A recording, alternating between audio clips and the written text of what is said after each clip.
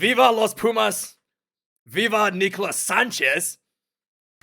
Viva Michael Cheika. Oh boy, when Nicolas Sanchez came onto the field and scored that last try, that intercept try to seal the deal for Argentina, I was almost in tears myself. Okay, Pablo Matera was crying on the bench, and boy, that was amazing. Once again, Nicolas Sanchez has showed his worth, showed his value in gold, and showed the importance of having experience on the bench. And yeah, so Nicolas Sanchez, I almost felt he wasn't going to make it the Rugby World Cup, to be really frank with you. He had an injury for a very long time. He's been out of the Argentinian side for probably like over a year now. And every time he returned, he almost got injured immediately. So he has been not part of the national team for a very long time. And it was looking like he wasn't even going to be at the World Cup. But Michael Cheika made the right decision to bring him in as the experience. And boy, did it deliver. He delivered big time for Argentina. He delivered against Samoa in the pool stage, where Argentina was leading by 6. He came onto the field under the shot clock, under the pressure, tremendous pressure, 50 plus meters, penalty goal. He kicked that through, cool as a cucumber, to, put the game out of reach from a very hungry and very, very determined Samoan team. That's the first thing he did to save Argentina. And then again, against Japan, the game was neck on neck, and then Nicolas Sanchez came on, just really made the massive difference for the Argentina to push him ahead, and ended up winning that game.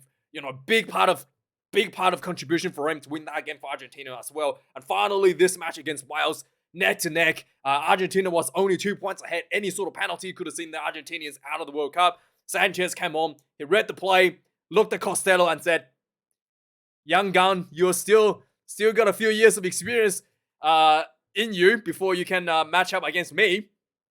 Reads the play perfectly, gets the intercept, runs 50 meters, scores a try under the post, winning the game for Argentina. It was absolutely unbelievable. I think it's got it. Moi, right? Moi. Moi Rugby. I don't know if I'm saying. I think that's Spanish. And yes, so by the way, so first up, I want to clarify something. There's a lot of people, okay? The great Welsh fans thinks that I hate Wales. I don't hate Wales. I love Wales. I live in Wales. How can I hate Wales when I live in the most beautiful, the most perfect part of the world, the New South Wales? Okay? I love it. I love it here. I'm grateful of living in this beautiful country. Okay? So, I don't know what you're talking about. I absolutely don't hate Wales. I know the rest of the Wales, the old North Wales, is a little bit shitty, but hey, New South Wales is absolutely amazing. I'm very grateful to be here, and I love it. I love Wales, so it's completely false that I hate Wales. So yeah, that's one. So yeah, just want to clarify that. Absolutely do not hate Wales. Number two, there was so back to this game, there was a couple of really, iffy decisions here against Wales. So I'll go you back. So there was a very interesting part of the game. 15 minutes in, the referee, Jaco Piper, gets a knock on the leg. I think he got a hit on the leg or something. He may have tweaked his leg. It comes off the field. Yeah, the referee gets subbed off the field from an injury. It's not the first time, okay? We've seen what's his name? Matthew Renal subbed himself off under the heat in South Africa. Couldn't handle that in the URC. But hey, this is the first time in the Rugby World Cup where the referee got subbed off. But the new referee, Carl Dixon, I 100% agree with you, was a little bit potentially harsh on the Welsh towards the second half of the game, right? So let's have a look at a couple of the incidences that I think a lot of Welsh fans are a little bit, grumpy about. So first one is this one. The number 4, Alamano, I think his name is, clears into the ruck, smacks Tompkins on the face. Let's just get his name up. Alamano. Guido Petty is the one. Goes into the clean out and smashes Tompkins right on the chin. And this is Dan Bigger over here. So, the Carl Dickinson said that this is no longer, not even a yellow card. This should be a yellow card and, in my opinion, yellow card and review. And then the Carl Dixon said Tompkins was told to release the tackle and then fell down as Guitig was coming in, and therefore it was a legal clean out. Tompkins kind of moved himself into getting hit in the head. That's the reasoning from Carl Dixon, the English referee, right? Yeah, okay.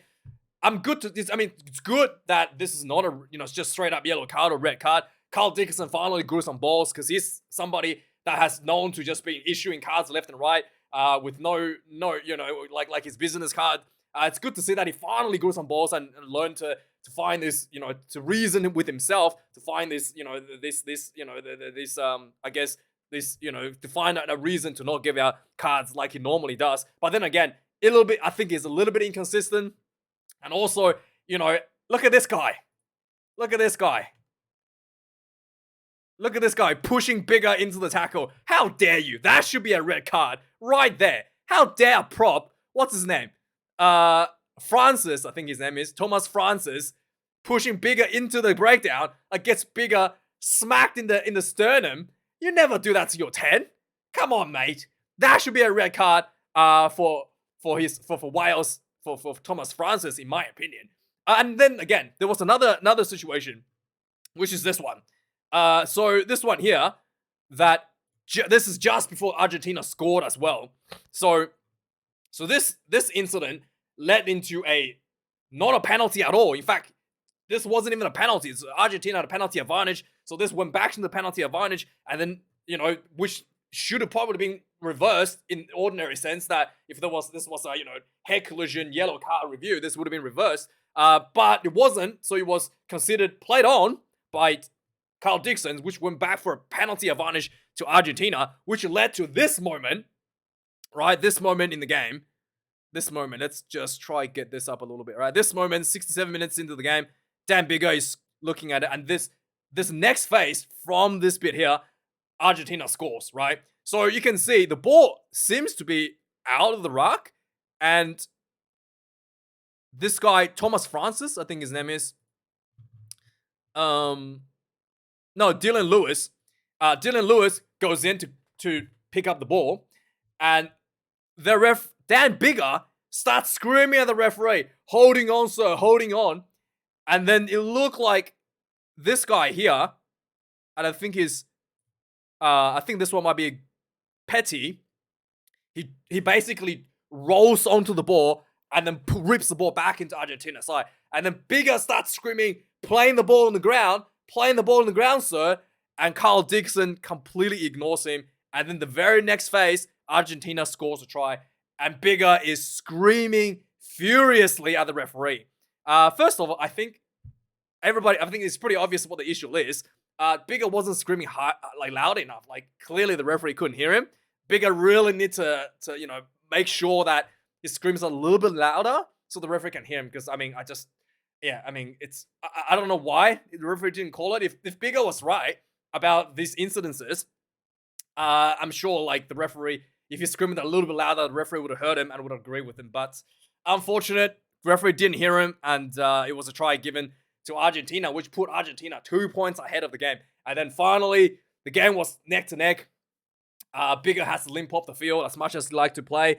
And Costello misplay, and Argentina wins the match. Nicolas Sanchez coming off the bench, 29 points to 17. Yeah, so it is one of those games where it was really, really close, and it looked a bit sloppy both ways. In fact, Wales was pretty much dominating Argentina for about 30 minutes of the game. So let's have a look at some of the stats. Just in case you're wondering, the stats in this rugby.com.au page, rugby page, is the same as the Rugby World Cup stats. It's the stats are ripped out of the Rugby World Cup website directly. So if there's any issues, it's Rugby World Cup that's having issues on their website. I just use this one because it's just easier to see, easier on their eye. You don't have all this, all this garbage that's floating around. You gotta look through. So yeah, let's have a look at the stats. 619 for Wales, wrong meters, 425 for Argentina. Wales was truly dominating Argentina, especially in the first 30 minutes, like I was talking about. They were good in defense. Argentina pounded face into Wales, couldn't even get any points on the ball, and Wales was able to find themselves executing those opportunities into points. Dan Bigger missed the kick right in front, which was a little bit disappointing because Wales only managed to find 10 points out of the dominance, which could have been probably a bit more than 10 points. Probably could have been 13 or maybe even more than that if Wales had gone for points with some of those penalty decisions that was given to them. So 18 turnovers considered for Wales, really, really poor. A lot of that came into the second half. 11 against Argentina. Tackles made, 168 tackles, 21 missed tackles. So how do you get 619 run meters and your opposition only had to make 99 tackles? I don't know, but that is, like really good defense once again for Wales. Only allow 425 run meters despite tremendous amount of pressure being put on them. Missed tackles 21 from Wales, much better than Argentina's 22, something that they need to definitely improve a lot more for the semi-finals. Kicks in play, 25 for Wales, 34 for Argentina. Once again, the team that wins the kicking game comes out overall winning the match. Stats, there's some stats that would, people like to tell you about that. But yeah, again, I thought the kicking game for Wales, I thought managed really well when Bigger was on the field. But the pressure was a little, like, Bigger was able to pull up these high balls, but the chase pressure from Wales was just not there. Whereas Argentina, once again, as expected, was happy to put the grabbers behind a bit more to just control those territories, making sure that the game is played in the right part of the field. Lineouts, oh boy. 4 lineouts lost for Wales. It was pretty bad. Overthrows, 2 overthrows, and then a lineout stolen in the first half, and there was another mistake in the second half in the lineout. It was pretty horrendous, and a lot of this lineout, like I said, the 10-point lead could have been a lot more if it wasn't for these stupid errors that occurred in the first half for Wales. Argentina, though, 10 out of 10, and including disrupting the lineouts as well. Scrums, I thought the scrums it was pretty even, but I think there was maybe one penalty against Wales for boring in.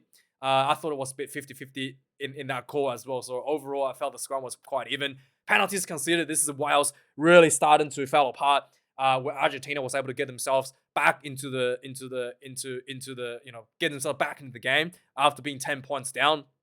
Just slowly chipped away with the penalties, and then before the end of the half, got 6 points. And then second half, Argentina was able to further extend their comeback with more penalties, getting ahead, and then eventually closing out the game with the 2 tries to seal the deal. But yeah, Wales can only blame themselves in those penalties. A lot of these penalties were breakdown penalties of playing the ball off their feet or not rolling away. Just really, really silly disciplinary stuff happened there. So let's go through some of the key points of the game. 5 minutes into the game, there was a penalty for Argentina. Argentina decides to take 3. Emiliano Boffelli misses this one. This was a pretty easy kick, pretty much right in front. He misses this one, and it was looking like a bit. 9 minutes into the game, the Wales jerseys started to disintegrate. The numbers on the jerseys just starting to fall out. I mean, somebody forgot to actually iron the numbers down after putting it on. So all the numbers just starting to fall off. And then it just looks like, it was horrendous. It was looking really bad, like amateur hour, all wardrobe malfunctioning all over the place for the Welsh team. The 30 minutes into the game, though, there was a really nice ball from Dan Bigger. This was a beautiful play for him. He gets the ball, throws a flat, pinpoint accurate inside ball to George North, who ran this nice little angle, who punches through a defensive line. He gets tackled, and then he pops the ball back up to what's his name, Davies. Davies runs through, links up with Dan Bigger under the post. Dan Bigger is pumped, pumping fist in the air. 7 points to nil for Wales, and it was looking really good. The Argentina at this point is looking quite bad. There was very sloppy. Everybody was looking out of sync. They're completely being outplayed in the kicking game and running game earlier in the first quarter of the game or so. 15 minutes in, Jaco Pipers, the referee's calf seems to be hurt, and Carl Dixon takes over the referee duties. 20 minutes into the game, Gargill gets caught offside. Carl Dixon was right on, really harsh on some of these penalties. So there was an offside against Gargill, and then Dan Bigger kicks this one 10 points to nil 20 minutes into the game. Puma's kicking game at this point was pretty poor as well. A lot of low pressure kicks, just leading into Wales being able to just be able to counter run the kick, and also there was quite a bit of missed tackle as well from the Argentinian side. all the way to about 23 minutes into the game. Wales gets a line out inside Argentina 22. It gets overthrown. So, yeah, that was something that was not very desirable, considering all the dominance Wales having just overthrowing lineouts like that was not really not ideal. So 25 minutes into the game, Argentina gives to another penalty for tackling a player without a ball. This was a kickable penalty for Bigger, easily. Wales decides to go for the lineouts. Yeah, turned out, really bad decision.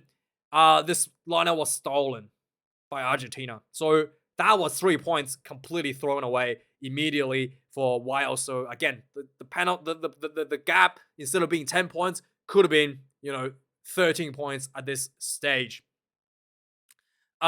27 minutes into the game, Jack Morgan gets a breakdown penalty for Wales, which was really, really good. And it was right in front, pretty much right in front. And Dan Bigger completely shanked the kick. Yeah, 6 points. 6 points left off the, from like missed out by Wales at this point. So Dan Bigger is going to be very disappointed in that. The 33 minutes into the game, Wales gets another opportunity, 10 meters out for a line out. The ball gets overthrown and stolen by Argentina. Yeah, more points potentially left on the table there. Once again, there was a 35 minutes into the game. Argentina gets a scrum penalty. They go for a line out, more in front of the, inside the Wales 22. The more was pretty bad, to be honest. It was completely going backwards. Wales was under a lot of pressure. They were going backwards in their attack. The ball was getting thrown all over the place, bouncing off the ground. But luckily for luckily for Argentina, they do get a penalty offside advantage. And then Argentina says, all right, after all that completely awful display of attack where they went backwards like 10 meters, they were happy to take the 3 points to walk off that 10 points to 3. Just before half time, there was a penalty against Argentina, really long out. The ball gets like chipped forward. And then what's his name? I think it was Carreras, punted the ball down the field. And then Josh Adams comes in. Oh, sorry, it was Cubelli. Kicks the ball down the field. Josh Adams comes in, just gives him a shoulder check, drops him. And then there was a lot of push and shuffling breaking out. I think, what's his name? Matias Carreras runs in and just really started pushing everybody. And I thought he probably was going to get sent off. Referees had another review on this and deemed that the shoulder check from Josh Adams was not necessary and initiated all the pushing and shoving afterwards. So yeah, I thought, Mateo Carreras was pretty lucky to not get sent off there from escalating the situation. But eventually the referees just calmed everyone down, just issued a penalty against Josh Adams for the cheap shot. Just a penalty, no yellow card whatsoever. And Argentina was happy to go into halftime, only down by 4, despite getting dominated for, 30 minutes or so of the game. Second half starts, Argentina immediately was looking more dominant, recovers the kickoff, and immediately gets a penalty. So they go for the line out, 15-meter line out. So they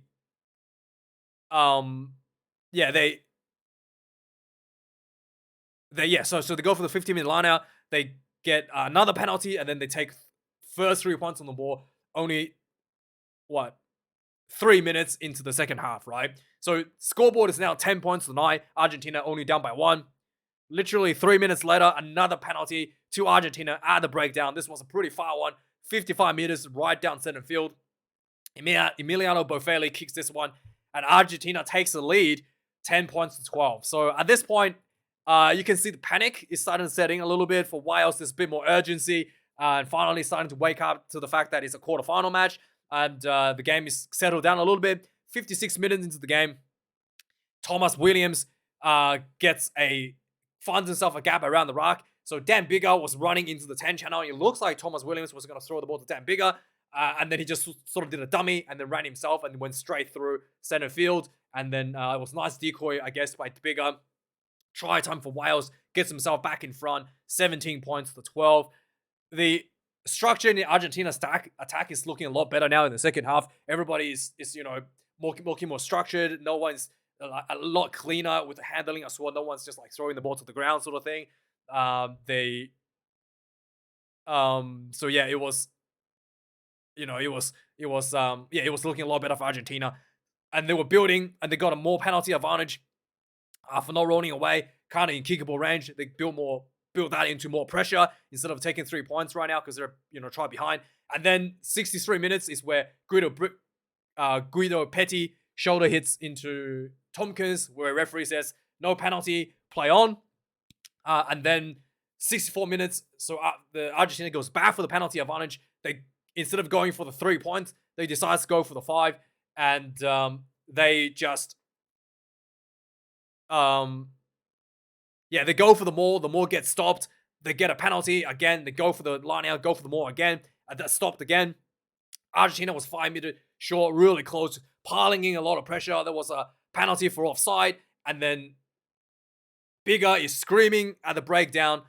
Bigger is screaming at the breakdown, and then, like we saw before, the reserve prop Scalvi comes on, just pretty much just beyond the field, picks and goes, scores a try as Bigger is screaming at the referee, and that puts Argentina back in front, 17 points to 19, 67 minutes into the game. There was 72 minutes into the game, there was a penalty against Argentina's tight head prop for popping his head out. So it looked like he was boring, and the referee said he was boring in as well, but it looked like mostly because he popped his head out on the loose head side for the Argentina. 74 minutes into the game, this was the moment that Wales could have probably won the game. Dyer shrugs off a defender center field, manages to run himself through wide open space. He had supporters everywhere, and it looked like all he had to do was just pass the ball, right? He hesitated, and the opportunity was gone. He gets tackled. He tried to pop the ball back up, but it was a bit, he pops it back up, and then they try to spread the ball out wide to Reece Zammit. Reece Zammit runs into the corner, and then he gets taken out just before the try line. And I really felt at this point, if Dyer had actually passed the ball before he was tackled, Reece Zammit would have been in, because that moment when he was tackled on the ground gave Argentina time to get himself back to cover Reece Zammit into the corner. So yeah, really, really disappointing. They could have got that little try, could have got the Wales ahead with that try there. Nevertheless, 76 minutes into the game, Sanchez is on the field, just only being a couple of minutes on the field, reads the youngster Costello like a book, gets the youngster Costello trying to do like a little loop play behind him to another guy. Who was it? It was two reserves trying to do a bit of a loop play. So Costello was trying to loop to, I think it was to Williams, I think it was. But he tried to do like a little loop play behind him, and the ball was a little bit short. Gets picked off by Nicolas Sanchez and runs down the field, wins the game for Argentina, 17 points to 26. The game was not over yet at this point. There was still a few more minutes. 79 minutes into the game was a penalty at the breakdown for not releasing against Wales. Sanchez kicks this one through and and runs the clock down, finishes the game, 17 points to 29. Happy days to the Pumas, and boy, good day for rugby for Southern Hemisphere. And thanks for watching, guys. Do appreciate you being here. Thanks to the guys who supports me with the membership and with Patreon and your donations, buying me coffees. I do really appreciate that as well. And have a good one, guys. Thanks for watching. I'll see you guys tomorrow for the more Rugby World Cup quarterfinal death matches. And have a good one. See you guys later.